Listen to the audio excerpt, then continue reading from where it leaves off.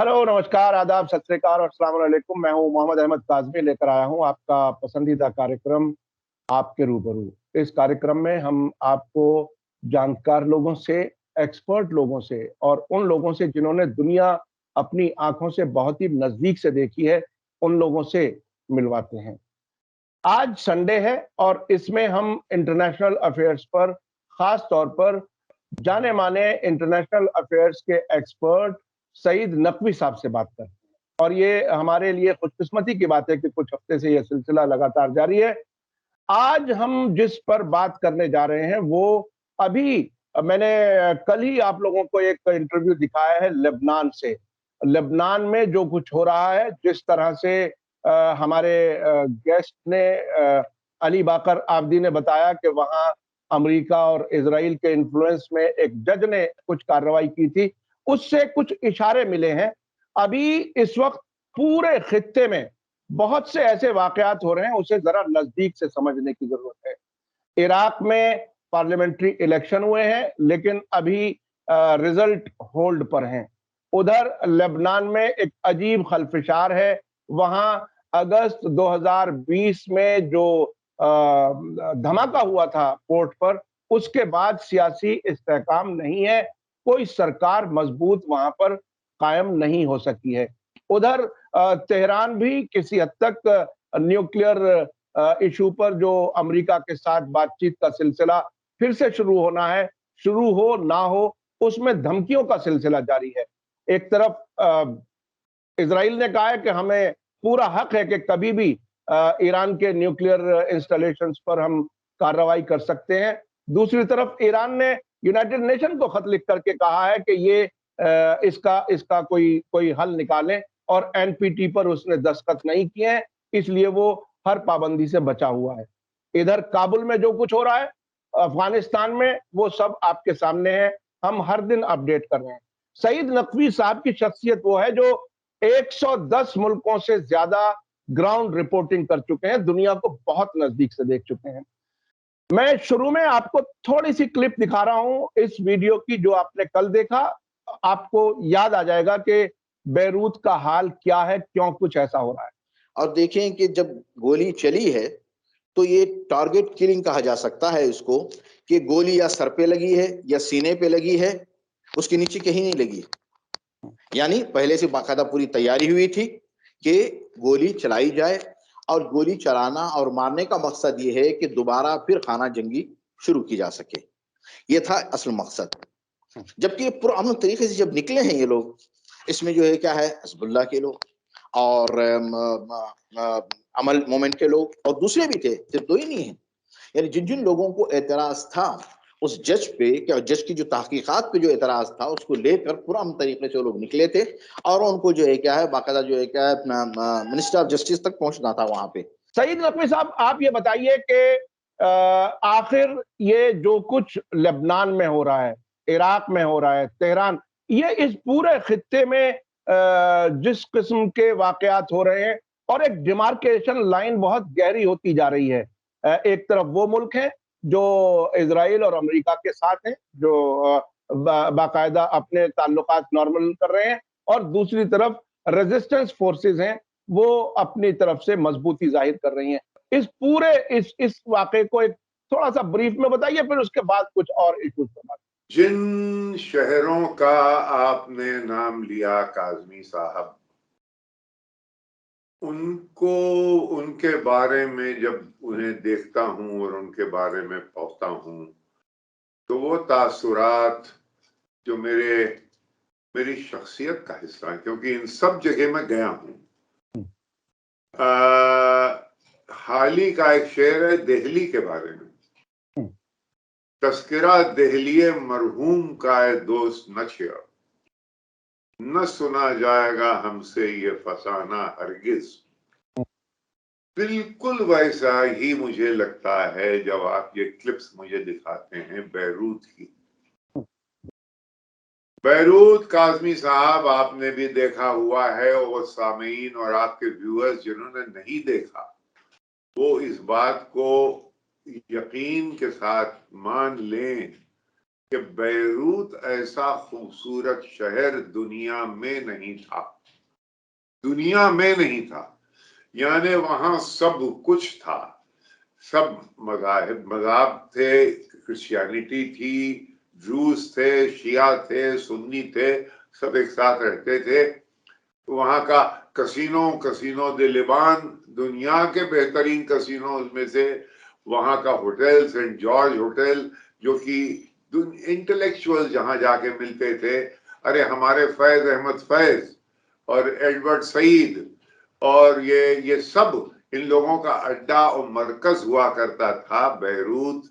वहां पे intellectual life एक तरफ थी और एक रैज मटाइल्स जिसे कहते, वाहिद शहर था जिसमें कि आप 1 घंटे के अंदर ऊपर जाके स्कीइंग कर सकते थे और 1 घंटे में आप नीचे आके समंदर में तैर सकते थे। यानी दुनिया एक कायनात में कहीं ऐसा नहीं था। फिर ये बर्बाद होना शुरू हुआ और 1982 में जब एरियल शरोन का इन्वेजन हुआ, इजरायली इन्वेजन ऑफ बैरूत, उसके बाद तो अजीब और गरीब हालात हो गए। यानी वहां 2 कैंप्स थे रेफ्यूजीज के, साबरा और शतीला, आपको याद होंगे नाम? जी जी बिल्कुल बिल्कुल। वहां लोग खोद खोद के चूहे खाने लगे, इस कदर भूखमरी हो गई थी, लोगों ने बंद कर दिया था।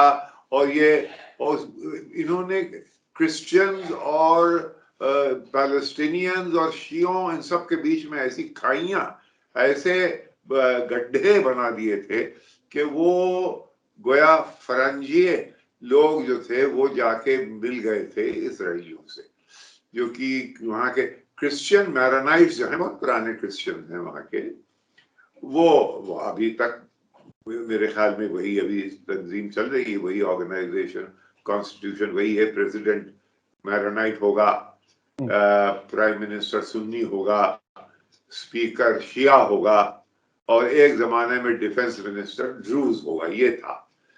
उसमें एक क्वांटिटी को ये लोग भूल गए, वो ये कि जो शिया था वो इतना फैला हुआ था, वो महज अमाल के नबी बेरी उनके लीडर थे, अमाल के।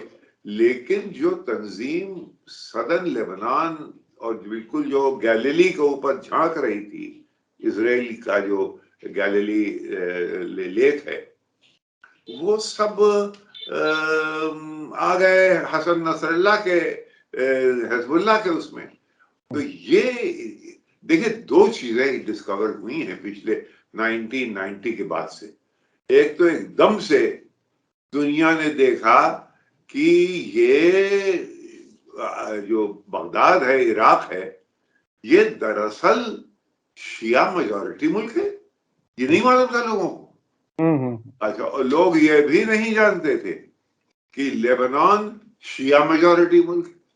लोग ये भी नहीं जानते थे कि अलवाइट्स जो कि सीरिया में हैं, वो एक वेरिएंट है शियास का, जरा सा उनमें फर्क है। वो ये भी नहीं जानते थे कि ये जैदीज जो हैं, जो हूतीज हैं, ये भी एक असर यहाँ भी एक शियाइज्म का है। अच्छा, काहिरा में अल अजहर यूनिवर्सिटी जो है, अल अजहर फातिमा जहरा के नाम पे है, तो और वो फातिमीज के जमाने का बना हुआ शहर है, वो फातिमीज शिया थे। यहां तक कि अगर आप आए इसमें इटली के उन इलाकों में जैसे सिसिली, जहां का कि माफिया बहुत मशहूर है, और माफिया यानी सिसिली के कुछ एरिया से आपको ट्यूनिस दिखाई देता है। तो यहाँ पे 200-250 साल तक सिसिली में जो माफिया का मरकज है, वहां 200-250 साल तक शिया मुहर्रम के प्रोसेशंस निकलते थे। लोग नहीं जानते, आप नहीं जानते, हमारे घर वाले नहीं जानते, क्योंकि तारीख वो लिखता है जो कि बरसरे इख्तिदार होता है। इस वक्त तारीख लिखने वालों में नहीं। ये मुझे क्यों मालूम है, इसलिए मैं सब जगह गया हूँ, सैयाह रहा हूँ, सिसिली भी गया, ये लेबनान में तो बहुत वक्त मैंने गुजारा। क्या शहर था भाई। और वैसे ही इतना सिविलाइज शहर आपका था दमास्कस, कि क्या बात है। अभी तक भाई 2011 तक जब से ये इन्वेजन नहीं हुआ था, उसके बाद बगदाद, है ना, देखिए इन सब जगह बगदाद और सीरिया और इसमें लिबिया, इन सब जगह डिक्टेटरशिप थी, लेकिन बहुत ही एफिशिएंट डिक्टेटरशिप थी। यानी आप औरतें मुस्तकिल काम करती थी। आजकल ये हुल्ला हो रहा है ना कि सब तालिबान औरतें, तालिबान। जब औरतें वेस्टर्न ममालिक से ज्यादा आगे बढ़ के लिबरेटेड थी, तालीम याफ्ता थी, डॉक्टर थी, नर्सें थी, कॉलेजेस में पढ़ाती थी इन इराक। अरे भाई बदनाम मौसूफ हमारे मुअम्मर कद्दाफी, उनकी 2 जो बॉडीगार्ड्स थे वो औरतें थी। एक बिल्कुल एबनी ब्लैक और एक बिल्कुल मार्बल व्हाइट। अजीब डेकोरेशन बना रखा था हमारे भाई ने। और वो उसने दुनिया की सबसे पहली औरतों की यूनिवर्सिटी, ये मिलिट्री एकेडमी कद्दाफी ने खोली औरतों की बहुत पहले। अब ये कहते हैं साहब वो तो फंडामेंटलिस्ट, लेकिन इराक में अरे साहब क्या शहर था भाई वो। दजले के ऊपर शाम के वक्त जो मछली अगर खाने वाला कोई है, और आजकल बंगाल के काली पूजा हो रही है, हिल्सा मछली खूब खाई जा रही है वहां। मैं बताता हूं कि इतना लजीज मछली बिल्कुल वही दजले से पकड़ के तालाबों में, छोटे छोटे तालाबों में रख दी जाती थी, और आपके सामने वो आग में धोंक के गोया वो बनाते थे। क्या तो मैं याद कर रहा हूं, आपने इन शहरों का नाम लिया, एक जिस मुसीबतें इन पे आ गई हैं। काहिरा, अरे साहब बाप रे बाप, तेहरान, यानी वो पहाड़ सामने है और दोनों तरफ मेन एवेन्यू के दोनों तरफ झरने चल रहे हैं, अगर आपको याद हो। जी बिल्कुल, दोनों तरफ बिल्कुल साफ शफाफ, में आप गिलास में लेके पानी पी सकते थे, ऐसा मेन एवेन्यू में। खयाबाने वली असर कहते हैं उसको आजकल, खयाबाने वली असर कहते हैं आजकल उसको। हाँ हाँ हाँ, तो उसको इनको फलक ने लूट के वीरान कर दिया। बर्बाद तो खैर टोटली नहीं हुए, लेकिन बहुत हो गए, अफसोस होता है। अब रही बात कि लेबनान में क्या हो रहा है। लेबनान में जब 2020 में धमाका हुआ तो अगर आपको याद हो, धमाका अभी सुबह हुआ, शाम को वहां मैक्रोन साहब पहुंच गए। और जनाब यहाँ बाकायदा दस्तखत करके लोग गए 5,000 कि साहब आप वापस कर ले लीजिए हमारी हुकूमत यहाँ आके। ये अच्छा, और अमेरिका जर्नलिज्म में ये खबरें आ गई कि साहब वहां के लोग तो ये कह रहे हैं कि फ्रांस वापस आके हुकूमत शुरू कर दो। चलिए साहब, तो ये भी हमने देखा। यहाँ हमारे एक दोस्त अंग्रेज हुआ करते थे मद्रास में, उन्होंने अपने मजाक में कहते थे मेरी पार्टी है उसका नाम है बी। हमने क्या मतलब हुआ भाई, के तो सुना था। कहते ब्रिंग बैक द ब्रिटिश। तो ये तो एक कहीं ना कहीं एक जरा सी खलिश और जज्बा है। तो है क्या कि लेबनान की एक तो सियासत, ये सब ये हिस्से वो हैं जो कि साइक्स पीको, अब उसमें न जाऊंगा, उसमें जो समझौता हुआ था उसमें लेबनान और दमिश्क ये उसके हिस्से में आए थे, फ्रांस के। और इराक और किसी हद तक 50-50 इजिप्ट ये बरतानिया के हिस्से में आया था। और जाहिर है सऊदी अरेबिया जब ये सब उन्हीं के थे।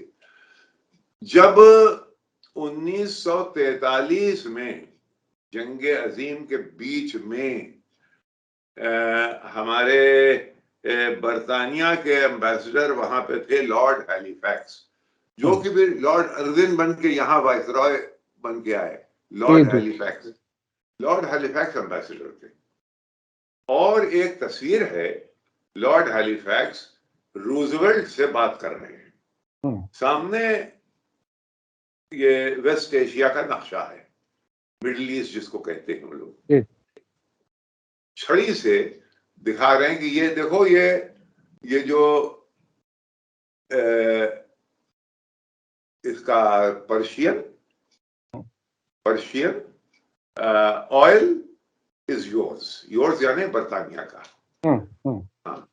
Saudi Arabian oil is ours, और ये जो इराक वगैरह का है दिस वी शेयर, इसमें हम लोग आपस में समझौता कर लेंगे। ये डील थी 43 में, और उसी डील, अब देखिए वक्त लगता है, 53 में मुसद्दक निकाले गए, क्यों कि उन्होंने इसी तंजीम को, ऑयल को नेशनलाइज कर लिया था। तो ये खलफिशार पुराना है और ये चल रहा है।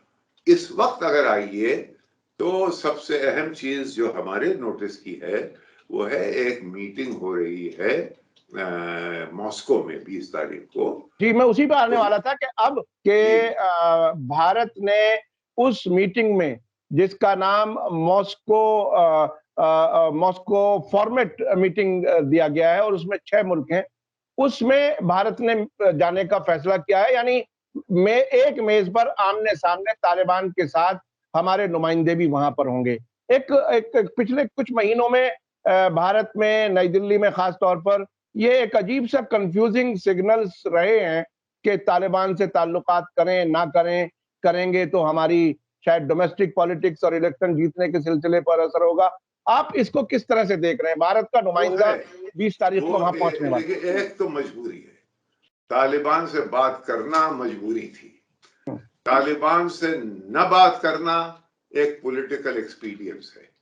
कि तालिबान के साथ, फर्ज करिए कि वहां पे आपने अपने विदेश मंत्री को भेज दिया, फर्ज करिए, जो कि नहीं जाने वाले हैं, शायद उस नीचे के लोग जाएंगे।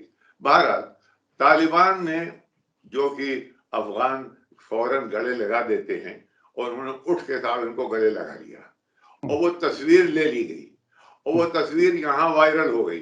तो साहब इलेक्शन की ईद में ये तो वही हैं जिनको हम लोग टेररिस्ट समझते थे, अरे ये क्या हो रहा।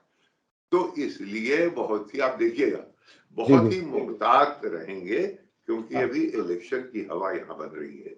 उसमें तालिबान के साथ दिखें न दिखें तो मुश्किल, और दिखें तो डोमेस्टिक मुश्किल, ये एक लेकिन हमने दामन पकड़ लिया है यूनाइटेड स्टेट्स ऑफ अमेरिका का, कि भाई आप जो कहें, वो जो नाव में एक चीज होती है कॉक्स, वो जो ऐसे ऐसे नेविगेट करती है, तो हम हैं, आप हमको नेविगेट करते चलिए। वो ये है कि वो जो कहेंगे, तो हम गोया वहां वो नहीं कर सकते मॉस्को में, जो कि अमेरिका हमसे नहीं करवाना चाहता। ऐसा ये बहुत बड़ी बात कर रहे हैं, ये बहुत बड़ी बात कह रहे हैं आप, क्योंकि इंटरनेशनल अफेयर्स को जितना नजदीकी से आप जानते हैं, आप ये बात कह रहे हैं, तो ये बहुत बड़ी बात इसमें ये होगा, क्योंकि हमारे सबसे बड़ी दोस्ती इस वक्त जो है वो 2 ममालिक से है, एक है अमेरिका और दूसरा है इजराइल। और इन दोनों में अभी ईरान से अभी किसी हद तक है, ईरान से लेकिन तालमेल भी हो रही है, और तालमेल अमेरिका की ईरान से हो रही है, तो लिहाजा इसराइल जरा जलबलाया हुआ है कि जिस तरह झड़क के छोड़ दिए गए हमारे सऊदी भाई, वैसे ही अब क्या वक्त हमारा भी आ रहा है। तो एक वहां भी खलफिशार है, एक तो वो है। अब ये है कि ये मीटिंग इंपॉर्टेंट क्यों है मॉस्को वाली? इसलिए इंपॉर्टेंट है कि सारा खेल जो कि चीन और तमाम, देखिए यहाँ कौन कौन मुल्क हैं, ईरान से शुरू कीजिए, ईरान, तुर्कमेनिस्तान, उज्बेकिस्तान, ताजिकिस्तान, चीन, और कदरे रूस, क्योंकि रूस वहां रहा है, रूस की फौजें ताजिक बॉर्डर पे और उज्बेक बॉर्डर पे हैं, रूस की फौजें कि रोकने के लिए कि यहाँ से अफगानिस्तान से कोई टेररिज्म हमारे यहाँ ना इंपोर्ट हो। ये सबसे बड़ी परेशानी है। मुझे याद है जब 1991 में जब सेंट्रल एशियन रिपब्लिक्स बनी हुआ, तो हमने हमारे कॉलीग, हमारे दोस्त कबीर खान जो कि फिल्म मेकर हैं, हम लोगों ने एक एसयूवी से भी बड़ी एक गाड़ी ली और मॉस्को में, और वो तमाम सेंट्रल एशियन रिपब्लिक्स होते हुए हम गए और बहुत सी चीजें देखी। उनमें दो चीजें हम खास देखते थे, एक तो इकोनॉमी, दूसरे ये कि यहाँ पे क्या इस्लाम एकदम से ये हो गया था साहब कि इस्लाम आ गया, अरे तो वहां तो सेंट्रल एशिया फंडामेंटलिज्म आ जाएगा। तो हम लोग हर जगह, यानी किर्गिस्तान में बिश्केक उन दिनों में था कि साहब हम जाके लोगों से पूछते थे मस्जिद है कहाँ, किसी को मालूम ही नहीं। भाई 70 साल उस सोवियत का हिस्सा रहे थे। बहरहाल जहाँ मस्जिद मिली तो वहां बूट पहन के बाकायदा सर्दी के मारे वो नमाज पढ़ते थे बाजमात किर्गिस्तान में। यहाँ गए, अलमाती मस्जिद थी, एक नौजवान सा लड़का जो कि मुल्ला कहलाता था, अकेला टुक टुक दीदम दम न कशीदम, वो कोने में बैठा हुआ। तो हमने कहा यार ये इस्लाम कहाँ फैल रहा है। यही हाल था यहाँ पे ताशकंद में।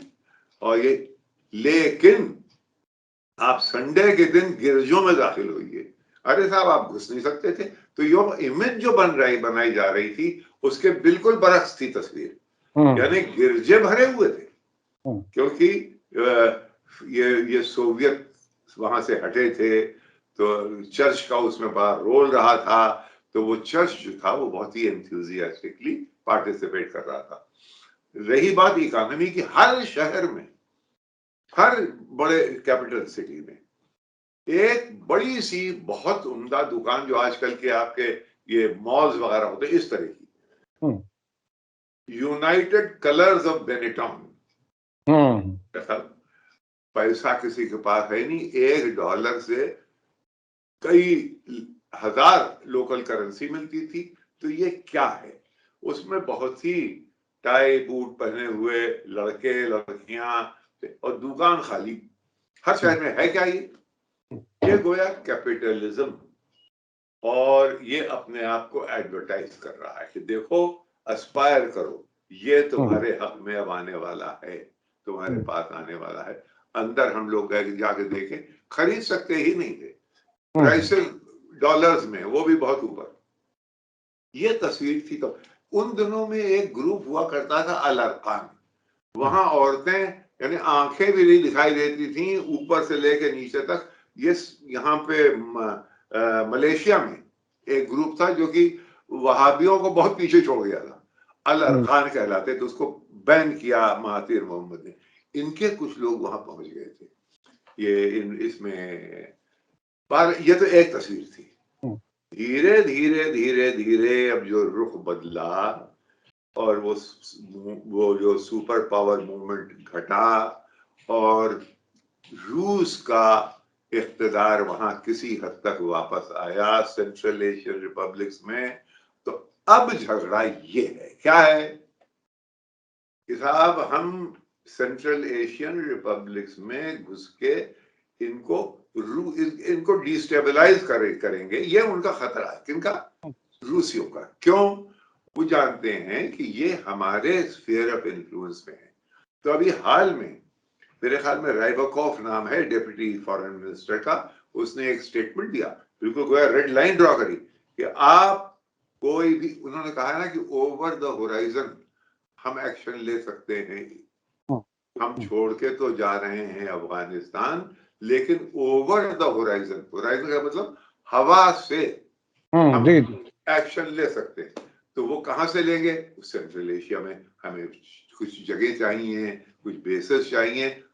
स्टेटमेंट आ गया है उनका। वो कहते हैं कि देखिए कोई सवाल ही नहीं उठता है सेंट्रल, ये अलाउ नहीं किया जाएगा। यानी इस हद तक है बायलाकॉफ, क्या नाम है, डेप्यूटी फॉरेन मिनिस्टर का स्टेटमेंट। झगड़ा अब ये हो रहा है।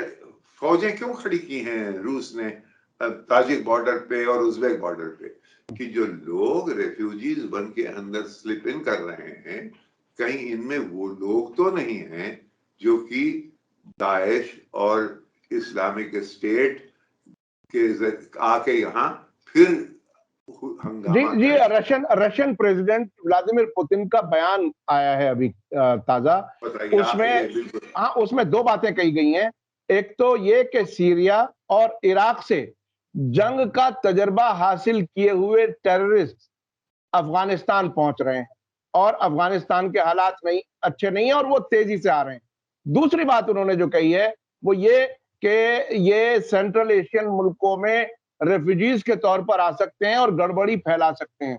ये बात पुतिन के बयान में आई है जिसका आप इशारा कर रहे हैं। तो नकवी साहब, आप ये बताइए, चूंकि सोशल मीडिया पे बहुत लंबी बात नहीं हो सकती और आपसे हम हमेशा बहुत सी चीजें सीखते हैं। अभी आपको अफगानिस्तान का फ्यूचर क्या नजर आ रहा है, जबकि पिछले 2 जुमों में कुंदुज, उसके बाद कंधार शिया जामा मस्जिदों पर बड़े हमले हुए हैं, जिसमें तकरीबन दोनों के अगर मिलाएं तो 150 लोग उसमें मारे जा चुके हैं। एक तरफ ये कहा जा रहा है अमेरिका की तरफ से कि ये दाइश की खुरासान शाख है जो इसकी जिम्मेदार है। तालिबान की तरफ से कहा जा रहा है कि दाइश नाम की किसी ऑर्गेनाइजेशन में बाहर के मेंबर्स नहीं है और ये हमारे लिए कोई बड़ा मसला ही नहीं है। उसके अलावा तेहरान की तरफ से भी, इस्लामाबाद की तरफ से भी किसी हद तक और मुख्तलिफ कैपिटल से तालिबान पर यह जोर दिया जा रहा है कि इंक्लूसिव हुकूमत बनाएं। इस वक्त जो कुछ हालात हैं, अफगानिस्तान का आप फ्यूचर क्या देख रहे हैं, मुख्तसर अगर कुछ बता दें। इंक्लूसिव हुकूमत के क्या मानी है? एक तो मानी पहले ये थे कि इंक्लूसिव हुकूमत यानी अशरफ गनी के कुछ लोग रहें। आपको याद हो कि उधर वो स्वयंवर जैसे होता है शादियों में, तो स्वयंवर में गला अपना आगे करके कि हार हमारे गले में भी शायद पहुंच जाए, तो करजाई साहब भी निकल आए थे, अब्दुल्ला भी निकल आए थे कि भाई ये इंक्लूसिव में शायद हम भी आ जाएं कहीं दोबारा। वो अभी तक वो बात हुई नहीं। एक तो मतलब ये है कि पुराने लोग जो बरसरे इक़्तिदार रहे हैं काबुल में, एक्सपीरियंस हैं, उनको लाया जाए। नंबर 2, हजारा हैं, ताजिक हैं, कोई ताजिक तो बहुत बड़ी पॉपुलेशन है, उज़्बेक हैं, और इधर हेरात के जो लोग हैं, ये इनके रिप्रेजेंटेटिव भी सरकार में आए। ये इंटरिम सरकार है। इन्होंने ये नहीं कहा कि नहीं हम नहीं लेंगे, लेकिन फिलहाल ये इंटरिम है। कुछ लोगों का ये है गेम प्लान कि जब तक ये इंटरिम हैं और इससे पहले कि ये जमे, इनको उखाड़ दो, इनको डिस्टेबलाइज कर दो, तो एक हुल्लड़ रहे। कुछ नहीं है तो वहां कम से कम हंगामा तो होता रहे। अगर हम नहीं हैं, समझिए, वो वहां नहीं पर वहां के निकाले हुए तो हैं, तो लिहाजा हम कम से कम ये तो कर सकते हैं कि भाई वहां एक कुछ हुल्लड़ होता रहे। एक तो ये पहलू है। फिर ये टेररिज्म की बात हम आपके प्रोग्राम में, आपके सामीन और आपके व्यूअर्स, अगर इनके पास कोई रिकॉर्डिंग है आपकी, तो कब से मैं कह रहा हूं, ये 2011-12 से ये कि लोग उड़ के जा रहे हैं। रॉबर्ट फिस्क मरहूम इंडिपेंडेंट का बहुत जबरदस्त आलिम और कॉरेस्पॉन्डेंट था बैरूत में, इंतकाल हो गया कुछ दिन पहले। उसने कहा ये सब उड़ के जा रहे हैं वहीं। ये इसके मैंने आपको रायसीना टॉक्स, रायसीना मीटिंग जब यहाँ पे हुई है, वहां पे रशियंस ने ये बात कही है। आयतुल्लाह खामनी ने खुद कहा है, अब पुतिन कह रहे हैं, तो इतने लोग जब रिस्पॉन्सिबल कह रहे हैं। एक बड़ी दिलचस्प बात, सीरिया के जमाने में एक चीज आती थी, व्हाइट हेलमेट्स, वो कहाँ गायब हो गए? व्हाइट हेलमेट जो थे, जहां कि वो कहते साहब ये देखिए यहाँ गैस यहाँ डाली जा रही है और कयामत आ गई, व्हाइट हेलमेट वहां पहुंच जाते थे और वहां पे एक जले हुए लड़के की तस्वीर दिखाई जाती थी, जला हुआ, चेहरा काला और कुछ 7 साल का। भाई इसकी ये बताइए कि तस्वीर, कुछ लोगों ने उसकी तस्वीर लेते हुए तस्वीर ले ली, यानी एक पूरा वीडियो बनाया कि एक ट्रेलर है, ट्रेलर के अंदर एक कुर्सी है, कुर्सी के अंदर कैमरे लगे हुए हैं, वहां ये बच्चा लाया गया है, चेहरे पे जरा सा उसके रंग लगा के उसको बिठाया गया है, वो उसकी समझ में नहीं आ रहा। वो तस्वीर साहब सारी दुनिया में, अरे ये देखिए गजब हो रहा है सीरिया में। ये तस्वीर क्रिस्टियान अमानपुर, जो कि बहुत ही मशहूर कॉरेस्पॉन्डेंट है CNN की, बहुत ही मशहूर, बहुत अच्छी, ये इंटरव्यू कर रही थी Sergey Lavrov, foreign minister of Russia. उनको उन्होंने दिखाई तस्वीर, ये याद ला, ये तस्वीर वहां तक पहुंच गई, उन्होंने दिखाई वो तस्वीर, टीवी CNN में दिखाई गई। और उससे पूछा, तब ये कई साल की बात है, कि do you really feel mister foreign minister that America is directly involved in helping terrorists in Syria? नाराज हो गई। तो लवरोव ने कहा, I am not sure। अब इसका क्या मतलब है? यानी इसका मतलब यह है कि उसने तस्दीक कर दी, समझेगा? I am not sure। फिर एकदम से कैंपेन जब हो रहा था, जिसमें हिलरी क्लिंटन कैंडिडेट के लिए अपने आप को प्रेजेंट कर रही थी, वो उसका एक डेमोक्रेटिक पार्टी का कन्वेंशन था लास वेगस में। लास वेगस के कन्वेंशन में हिलरी क्लिंटन ने जनाब, और ये देखिए क्या हो रहा है, और वही तस्वीर। यानी आप देखिए कि कितना ऑर्गेनाइजेशन था उन लोगों की, वही तस्वीर वहां दिखाई गई था कि ये देखिए ये सीरिया कर रहा। आके उन्होंने बाकायदा, यानी स्क्रीन जो है वो स्प्लिट है, एक तरफ हिलरी क्लिंटन है, एक तरफ ये कद्दाफी मारे जा रहे हैं, छुरी उनको उनके अंदर डाली जा रही।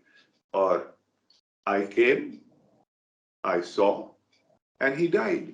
ये बहुत मशहूर है शेक्सपियर का, उसका वीनी वीडी विची, ये सीजर का एक फिक्रा है, veni vidi vici. I came, I saw and I conquered. तो उसको उन्होंने प्ले किया कि I came, I saw and he died. ये और मुस्तकिल, get out of the way Assad, people are coming. तो ये रुख था और है। लेकिन अब अफगानिस्तान से जिस तरह से गए हैं, उसके बाद ऐसा लगता है कि वो उस तरह से इंपीरियलिज्म का जो अटैक्स होते थे दूसरे मुल्कों में, और कॉन्क्वेस्ट होते, अरे भाई ग्रेनाडा को जाके कैप्चर कर लिया, मुल्क है छोटा सा। आप पनामा गए, नोरिएगो जो आपका आदमी था, उसको आप पकड़ के ले आए चूहे की तरह, जेलों में मर गया कि जिंदा मालूम भी नहीं। तो ये अब ना हो पाएगा मेरे ख्याल से, ये ना हो पाएगा। किस्सा मॉस्को में यही तय हो रहा है कि देखिए, इसको इंक्लूसिव सरकार बने, इसको डिस्टेबलाइज न किया जाए। लेकिन हम ये जानते हैं कि शरारतें हो रही हैं, और हमारे, और खासकर चीन का सिंचियांग का जो एरिया है, वो अभी वल्नरेबल है कि वहां पे लोग रेस्टिव हैं।